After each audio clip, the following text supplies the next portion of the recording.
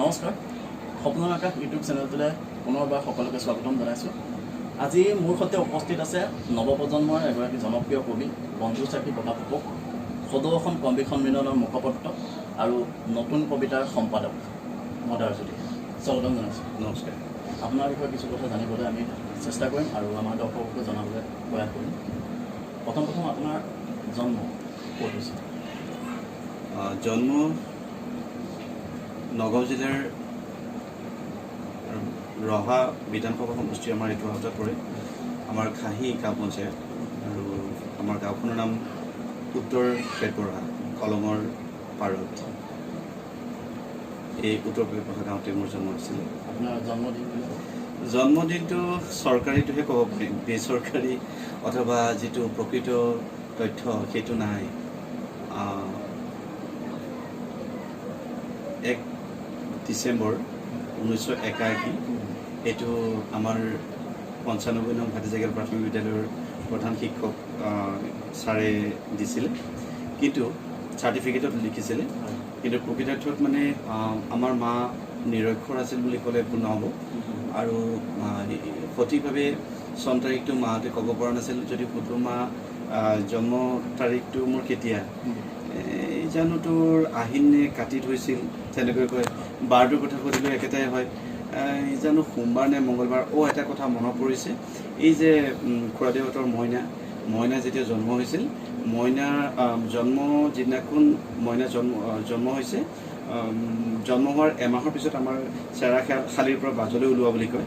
এই বাজলৈ ওলোৱাৰ দিনাখনেই তোৰ জন্ম হৈছিল, মানে মই মইনাতকৈ এমাহৰ সৰু আছিলোঁ। তাৰ বাদ বাকী মই একো তথ্য নাজানো। পঢ়া শুনা শিক্ষা দীক্ষা ক'ৰ পৰা আৰম্ভ কৰিলে, কেনেকৈ শেষ কৰিলে? শিক্ষা আৰম্ভই কৰিছিলোঁ, শেষটোতো নাই আৰু। Education is a life long process বুলি কোৱা যায়। জীৱনটোৱে এটা জীৱনজোৰা প্ৰক্ৰিয়া হৈছে শিক্ষা গ্ৰহণটো। গতিকে মই আজিও নিজকে ছাত্ৰ বুলিয়ে ভাবোঁ সকলো বিষয়ৰ জ্ঞান লাভৰ ক্ষেত্ৰত। কিন্তু আনুষ্ঠানিক শিক্ষা 95 নং ভাটিজাগিল প্ৰাথমিক বিদ্যালয়, আমাৰ উত্তৰ পেটবঢ়াৰ যি বকুলতল 3 নম্বৰ নামঘৰ প্ৰাংগণৰ লগতে আছে, কলঙৰ পাৰতে বকুলতলতে আমাৰ LP স্কুলখন আছিলে। তাতে আৰম্ভ কৰিছিলোঁ 1990 চনত। তাৰ পৰা ওলাই ফুলগুৰি উচ্চ মাধ্যমিক বিদ্যালয়ত পঢ়িলোঁ। তাৰ পৰা ৰহা উচ্চতৰ মাধ্যমিক বিদ্যালয়, ৰহা উচ্চতৰ মাধ্যমিক বিদ্যালয়ৰ পৰা নগাঁও মহাবিদ্যালয়, নগাঁও মহাবিদ্যালয়তে মোৰ আনুষ্ঠানিক শিক্ষাটো সামৰিছে বুলি ক'ব পাৰি। কবি এগৰাকী আপুনি বৰ্তমান জনপ্ৰিয়, যথেষ্ট নতুন প্ৰজন্মৰ জনপ্ৰিয় কবি বুলি ক'লেও ভুল কোৱা নহ'ব। কেনেকৈ আৰম্ভ কৰিলে কবিতাৰ জগতখনলৈ, কেনেকৈ আহিলে? আচলতে জনপ্ৰিয় শব্দটো আপুনি কৈছে, মই ভাবোঁ মই জনপ্ৰিয় কবি নহয়, কিন্তু কিছু পাঠক আছে মোৰ, যিসকলে কবিতা ভাল পায়, তেতিয়া মোৰ ভাল লাগে। কিন্তু আচলতে জনপ্ৰিয় কবি বুলি ক'বলৈ যাওঁতে জনপ্ৰিয় অভিধাটো অকণ বেলেগ হয়, আৰু মোৰ ক্ষেত্ৰত সিমান খাটে বুলি মই নাভাবোঁ। কেতিয়া আৰম্ভ কৰিলোঁ বুলি ক'বলৈ যাওঁতে আচলতে আমাৰ সেই সৰুতে যে আছিলে, আমি পঢ়িছিলোঁ, এক আছিল বুঢ়া বুঢ়ী, নাছিল সিহঁতৰ ল'ৰালৰি, কথাই কথাই এদিন দুই লাগি গ'ল বৰ হুৰাহুৰি। এই উল্টা পুল্টা, আমি তেতিয়া উল্টা পুল্টা নামৰ তেনেকুৱা কবিতা পঢ়িছিলোঁ নহয়। নৱম শ্ৰেণীত প্ৰথমতে আচলতে মই উল্টা পুল্টা একে শিৰোনামৰে মই মোৰ ধৰণৰে এটা কবিতা কৰিছিলোঁ বাক্যটো কৈছোঁ দেই, কবিতাটো লিখিছিলোঁ। আৰু তাৰ পৰৱৰ্তী সময়ত আচলতে কবিতাৰে মোৰ সেইটো যদিও আৰম্ভণি আছিল, তথাপি মই যেতিয়া উচ্চতৰ মাধ্যমিক বিদ্যালয় ৰহা উচ্চতৰ মাধ্যমিক বিদ্যালয়ত পঢ়ি থাকোঁ, সেইখিনি সময়তেই গুৱাহাটীৰ পৰা আমাৰ ছাত্ৰ ছাত্ৰীসকলৰ উপযোগীকৈ, তাৰমানে 8-9ৰ পৰা হায়াৰ ছেকেণ্ডেৰী লেভেললৈকে ছাত্ৰ ছাত্ৰীসকলৰ উপযোগীকৈ এখন আলোচনী আছিল, আজৰিৰ জিলিমনি। মোৰ মনত পৰে তাৰ অবৈতনিক সম্পাদক আছিল ভৱেশ মহন্ত।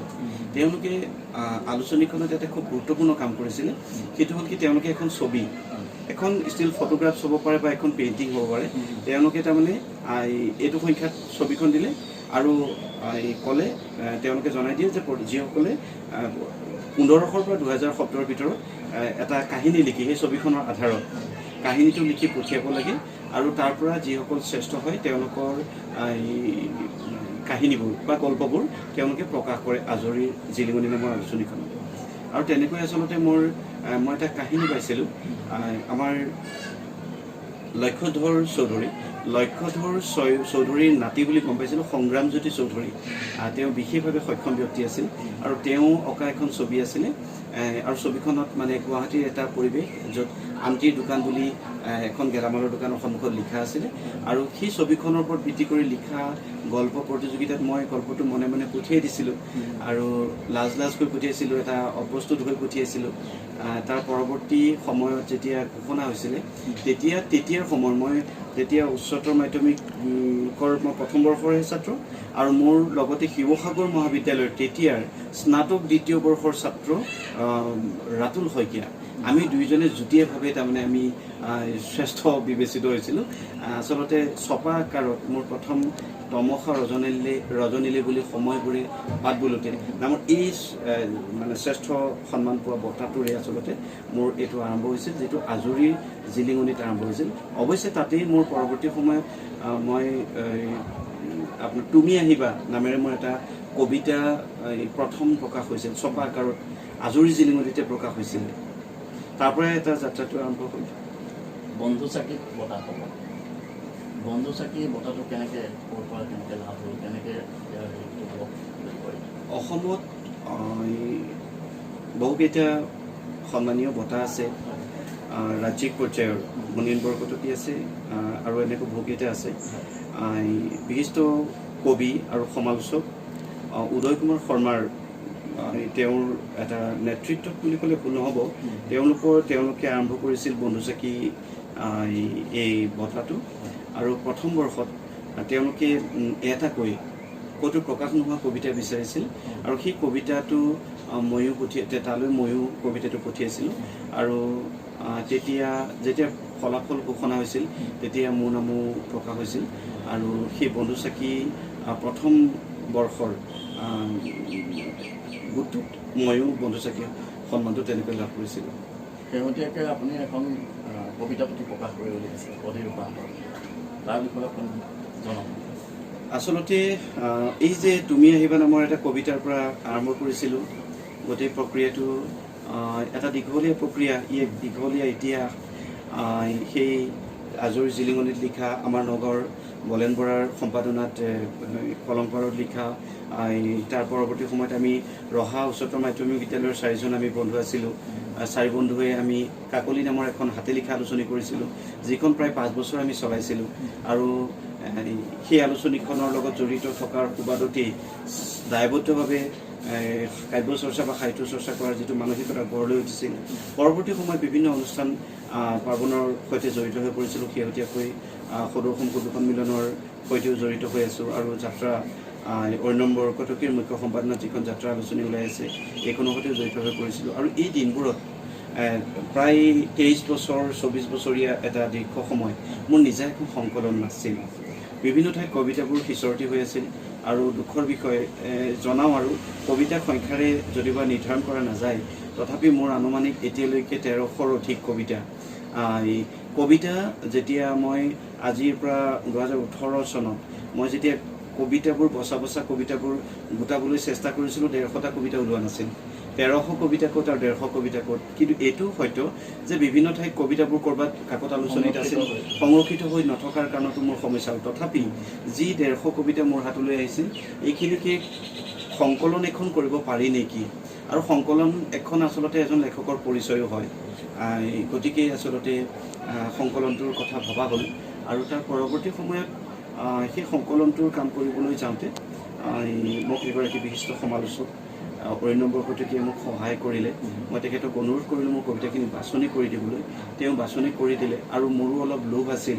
তেওঁৰ বাছনিৰ উপৰিও দুটামান মোৰ ভাল লগা, তেওঁ নামানিলেও বা সমালোচকৰ দৃষ্টিত সি হেৰি নহ'লেও মই নিজেই দুটামান কবিতা সংলগ্ন কৰি 2019 চনৰ গুৱাহাটী গ্ৰন্থমেলাৰ সময়তে এই গ্ৰন্থখন পাঠকলৈ বুলি উলিয়াই দিলোঁ আৰু এইখন প্ৰকাশ কৰাৰ কাৰণে এই সুযোগতে মই নগাঁৱৰ অগ্ৰণী প্ৰকাশন ক্ৰান্তিকাল প্ৰকাশন আৰু অজন্তা প্ৰেছৰ যি 50 বছৰ ইতিমধ্যে পূৰ কৰিছে সোণালী জয়ন্তী, ইয়াৰ স্বত্বাধিকাৰ কৈলাশ কুমাৰ ৰাজখোৱাক এই সুযোগতে মই ধন্যবাদ জনাব লাগিব। এই সংকলনখন আচলতে এই ধৰণে পাঠকৰ হাতলৈ আহিল, যদি কৈলাশ ৰাজখোৱাই এটা উদ্যোগ নল'লেহেঁতেন ই সম্ভৱ নহ'লহেঁতেন। পৰৱৰ্তী পৰ্যায়ত আৰু দৰ্শকে তেনেকুৱা ধৰণৰ আছে আচলতে এইখন এটা বিশেষ এটা ধৰণৰে সজ্জিত কৰা হৈছিল। ইয়াতে 6টা পৰ্ব আছিলে। মোৰ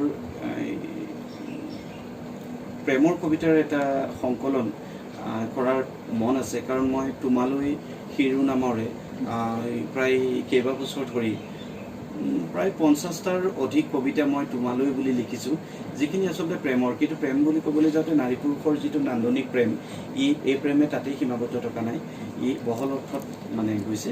গতিকে আমি এই বিষয়ে মানে তেনেকুৱা এখন সংকলন, তাৰ লগতে মোৰ নিজৰ পচন্দৰে এখন সংকলন কৰাৰ মন আছে।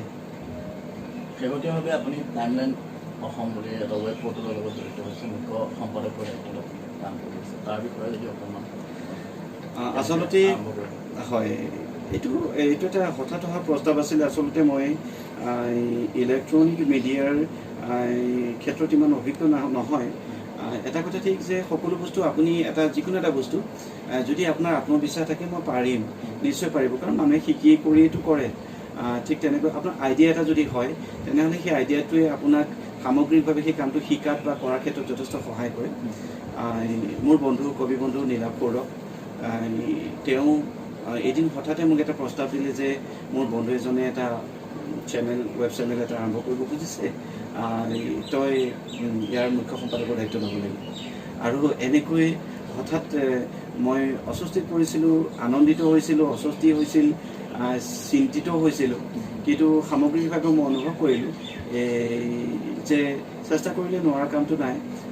আৰু আজিৰ তাৰিখত ভাল লাগে যে আমি সাহিত্য সংস্কৃতিৰ পৰা আদি কৰি কাৰেণ্ট নিউজলৈকে ধৰি সামগ্ৰিকভাৱে সকলো দিশ আমি সামৰি আমি ৱেব চেনেলটো টাইমলাইন অসম আমি যথাসাধ্য আগবঢ়াই নিবলৈ যত্ন কৰিছোঁ। এই ক্ষেত্ৰত মন্টু খাউন আমাৰ পৰিচালন সঞ্চালক, তাৰ লগতে পৰিচালন সম্পাদক আমাৰ নীলাভ সৌৰভ আছে, নিউজ এডিটৰ আপোনাৰ তমিজুদ্দিন আহমেদ, আমাৰ content editor senior content editor আমাৰ কুকিল বৰাকে ধৰি অসমৰ বিভিন্ন প্ৰান্তৰ পৰা বহুকেইগৰাকী ব্যক্তি আমাক সহযোগিতা কৰি আছে।